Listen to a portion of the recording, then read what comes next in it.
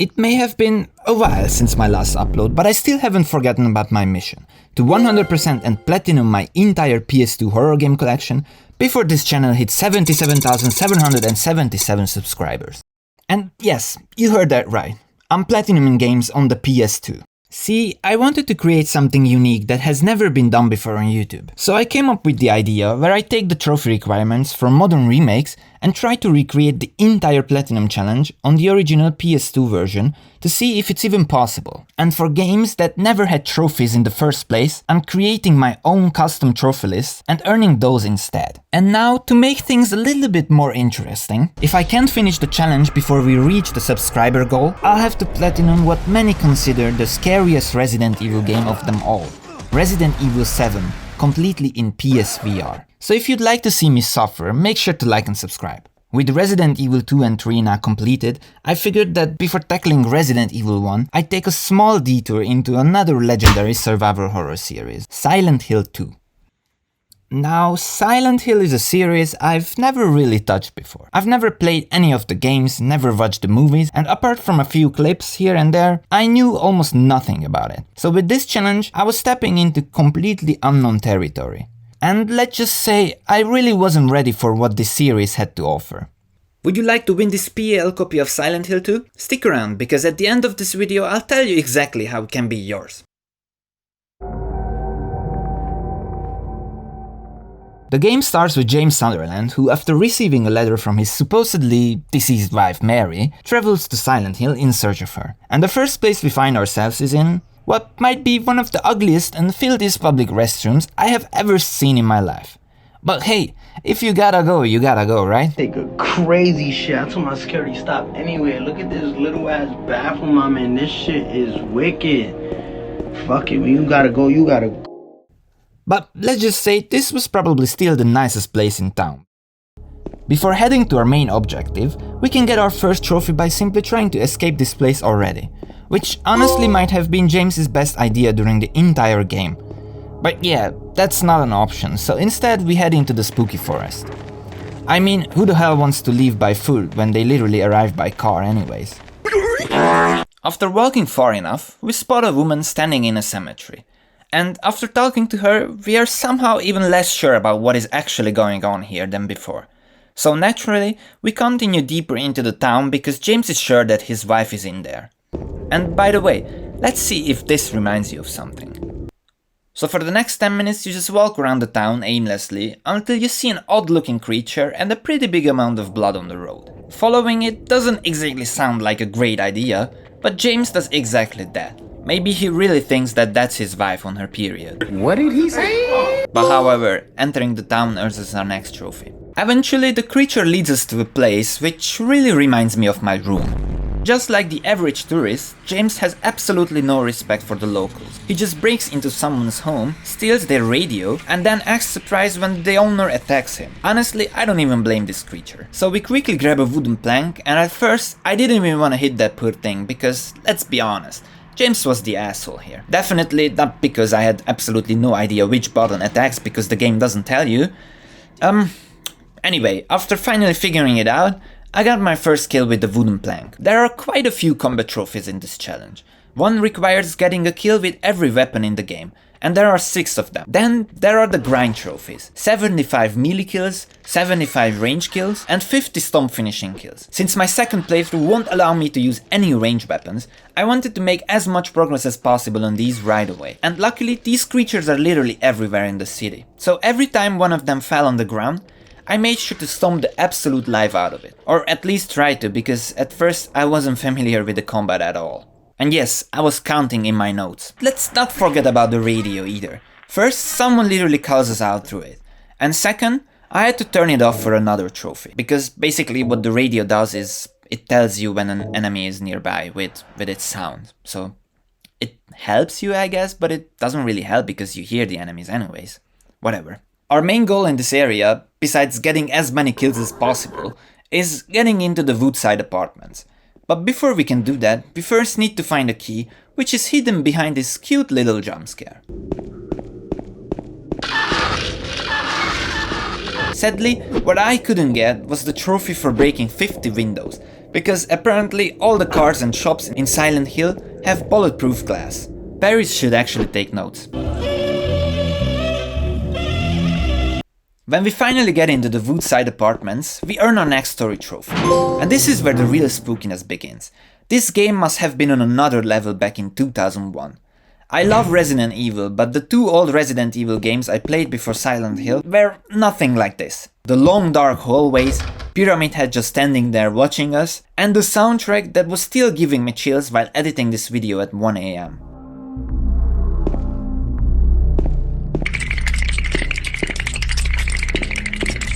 And the fact that you only can read your map under a light source, it's crazy to me.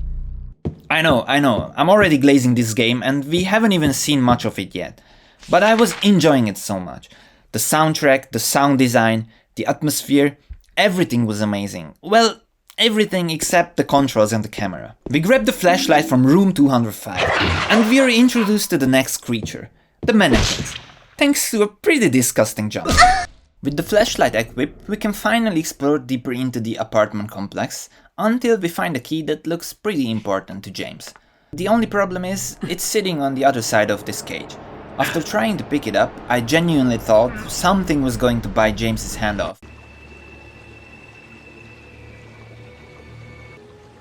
Take it, Georgie.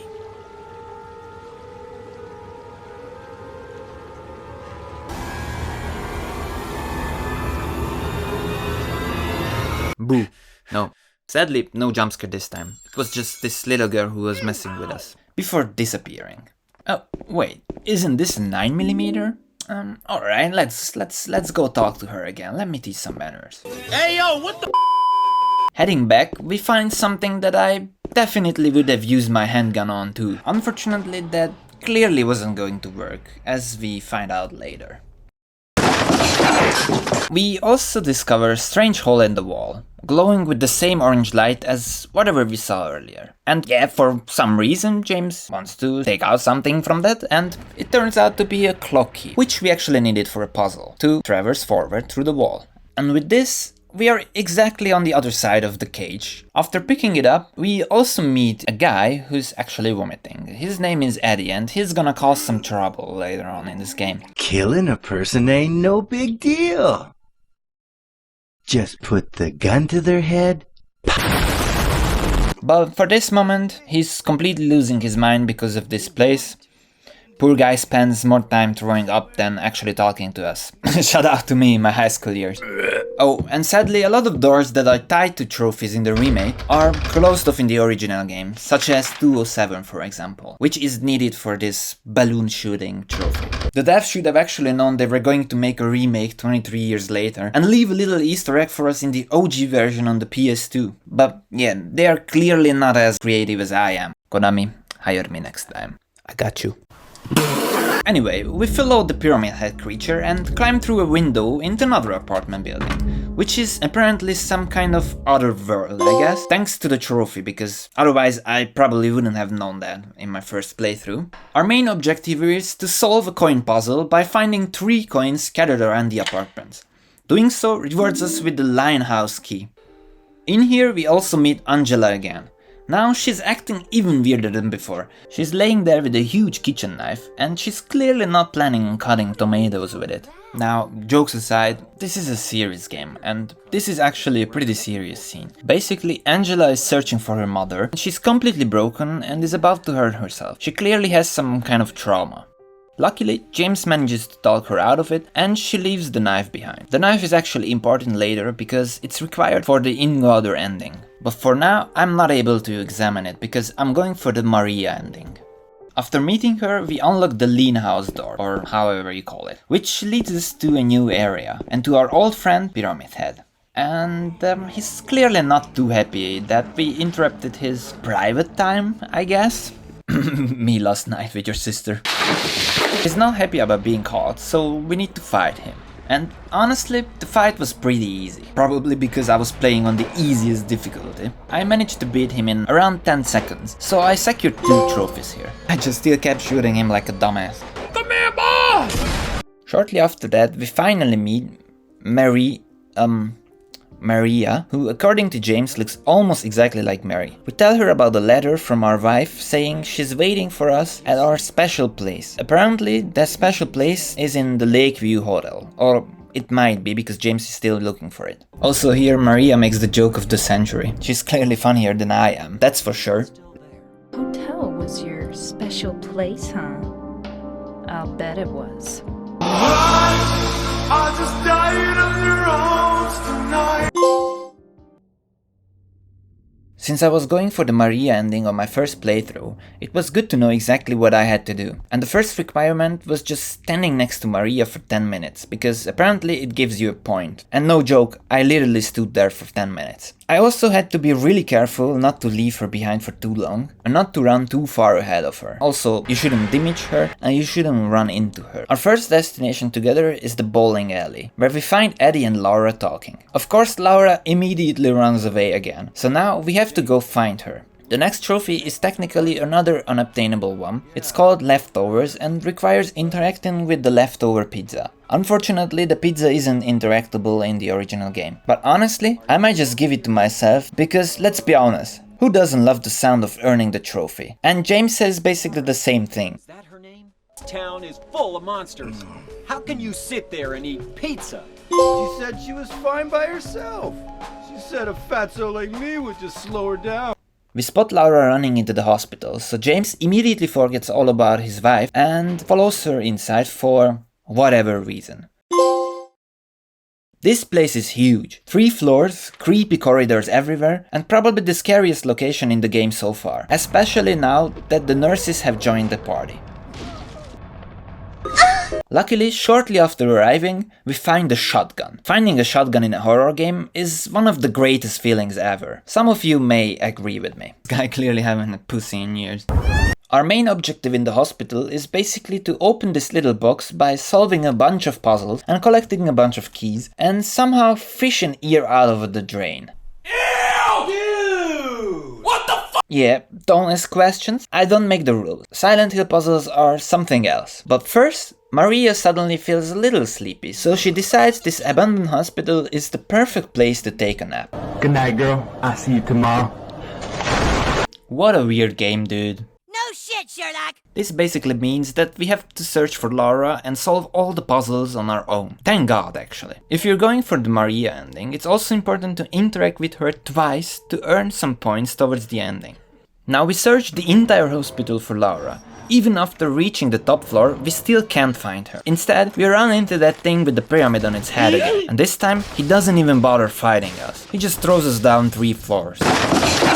Somehow, after falling several floors, we wake up inside what looks like a padded room with a code written on the wall with blood. Completely normal in Silent Hill, if you ask me. Using that code, we finally open the little box from earlier, which contains a strand of hair. Now, the first thing that comes to James's mind is tying that hair to the bent needle we found earlier, so he can fish an elevator key out of the disgusting drain. There is literally an ear attached to that key. How gross. And what's even weirder is that it actually works. With the elevator key in our pocket now, we continue looking for Laura. And after a short time we happen to run into her. Unfortunately, since James was kind of an asshole to her earlier, she locks us inside her room. Which honestly isn't even the biggest problem. The bigger problem is all the weird creatures trapped in there with us. After a little boss fight sequence, we earn our next trophy. While also exploring the rest of the hospital, I also unlocked the trophy for trying to open 50 locked doors. And I also got one for stomping 50 enemies.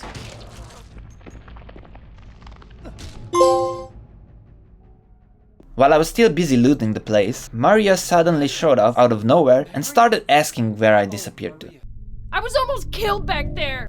Bitch, you disappeared. James also doesn't seem to realize that after falling down, the entire hospital has completely changed. There are some weird things going on around here. We continue deeper down to find Laura. This meme pretty much sums up the whole situation and the searching. But instead of Laura, Pyramid Head finds us, or rather, he starts chasing us. And at first, my dumbass didn't even realize he was already after us. I was still carefully walking because I was so focused on getting the Maria ending. Then I heard something behind, so I turned around and saw something I definitely wasn't expecting. And sadly, it was not Holland.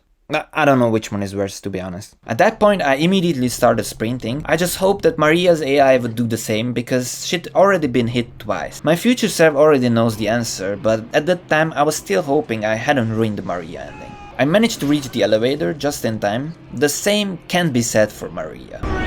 She dies a pretty brutal death. And with James completely devastated, our time at Brookhaven Hospital comes to an end. But a trophy can always cure immense sadness. The first thing we realize after going outside, that it has gone completely dark. Just like it was inside my head 3 weeks ago during my math finals. I don't want to talk about it. But at least I'm good at playing video games. Yeah, that's my professionality. Please like and subscribe. After robbing the whole area for healing items and ammo, I head towards the main objective, which is digging up a box. Because apparently James suddenly felt like becoming a pirate. Inside the box is a key that we need to enter the Historical Society. And on my way there, I finally got my 75th ranged weapon kill, earning me another trophy. The highlight of this whole area is probably this ridiculously long staircase. Walking all the way down earns us another trophy. And just on the other side of the door, there is a rectangular hole. So the most reasonable thing to do is jump in there, right?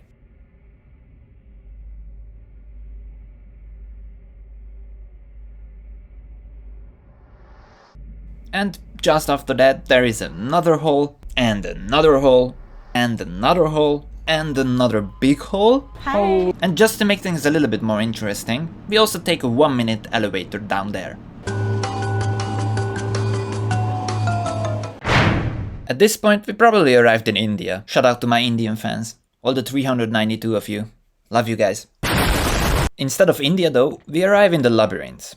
But I don't know which one is better, to be honest. Apart from earning another trophy by entering the Pyramid Head's room, nothing really happens in the labyrinth. What's actually pretty cool that you can pick up his great knife, but being more of a dex build kind of guy, I didn't have enough strength points to swing that thing, so I didn't really use it. We also happened to run into Maria again, but at this point that's probably the most normal thing that's happened in the last hour of gameplay. Don't you want to touch me? I don't know.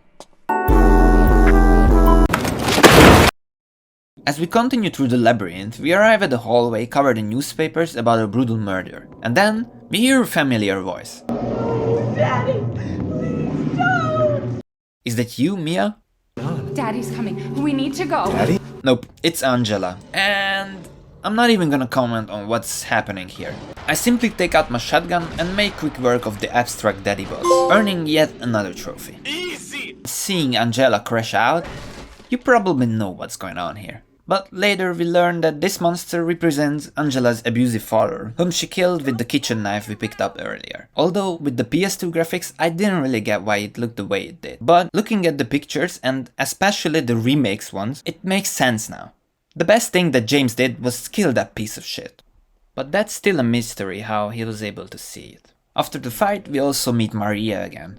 And for the Maria ending, it's really important to interact with the door twice, or you don't get the point. We then meet Eddie again. Looks like the whole gang is here having fun.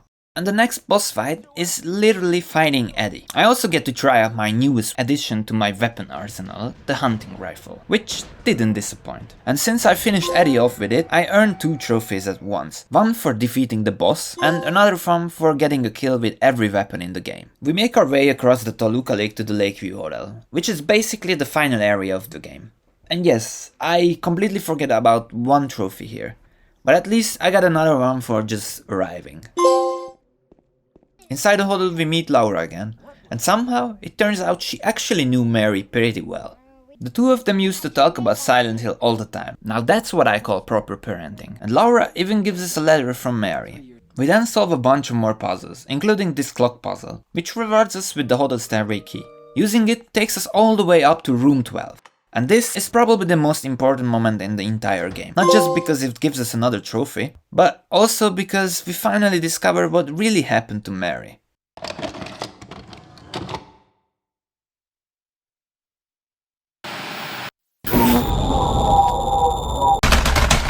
She really was terminally ill, and James couldn't bear watch her suffer anymore, so he suffocated her with a pillow. And just as we learn the truth, the hotel also changes completely. The beautiful version we've been exploring disappeared, and revealing the real Lakeview Hotel, burned down and abandoned years ago. Honestly, that's some beautiful visual storytelling. A little later we enter another room and find two pyramid heads executing Maria. But now that James finally knows the truth, he's ready to fight back. Now it's time to end this. The fight itself is actually pretty easy, just keep your distance and keep shooting.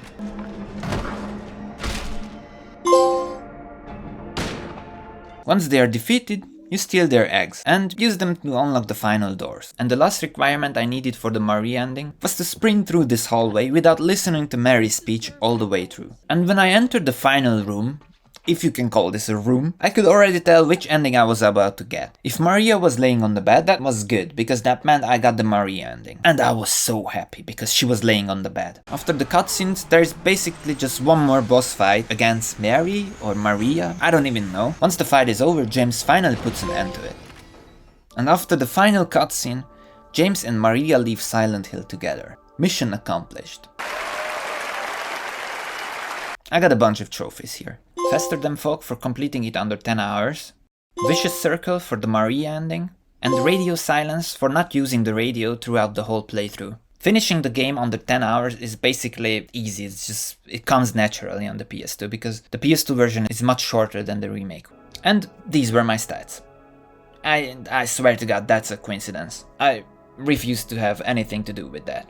Now I loaded back my save files to get the remaining endings. First, I examined Angela's knife a couple of times and listened to Mary's hallway speech all the way through. Everything looked good, until Maria was laying on the bed again. This bitch. Now there is no way I fucked this up and I gotta play this game again just because of the ending. So I changed my strategy. I examined Mary's photo, Lara's letter, and Angela's knife a few more times to move myself further away from the Maria ending. And I also listened to Mary talking on the hallway. And thank God, this time she was standing by the window, which is good because it meant I got the Invader ending. In this ending, James accepts the truth and drives his car into the Toluca Lake with Mary's body inside. Bruh.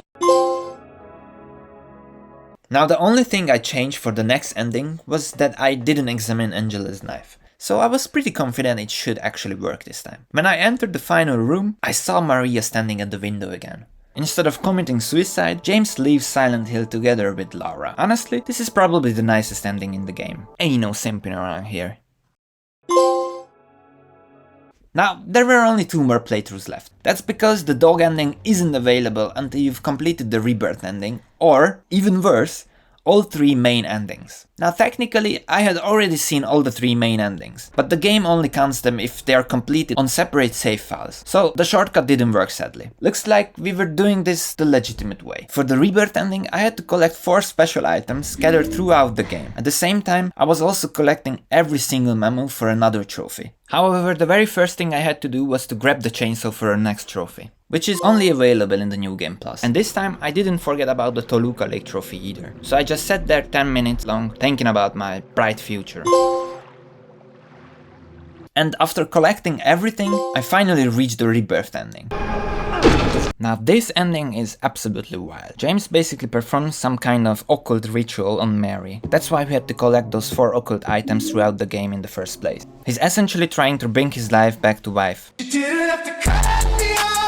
Which, as the trophy name suggests, is basically what the Rebirth ending is all about.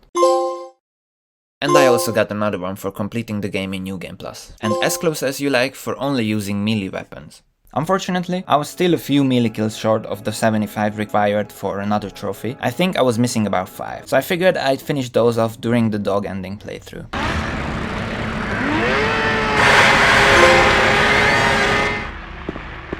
So I just rushed through the game one last time, collecting the dog key and unlocking the hidden room inside the Lakeview Hotel, which led us to a dog, who was apparently the mastermind behind everything that happened in the game. But if you thought this game couldn't possibly get any weirder.